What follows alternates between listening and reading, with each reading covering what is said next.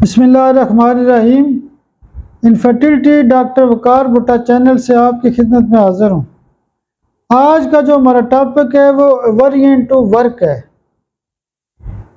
कई ऐसे लोग होते हैं, ख़वातीन होती हैं बिलखसूस के उनका दिल नहीं करता कि वो कोई काम काज करें। सारा सारा दिन वो लोग लेटे रहते हैं, लेकिन उनका मूड नहीं बनता कि कोई काम किया जाए या कोई हरकत की जाए।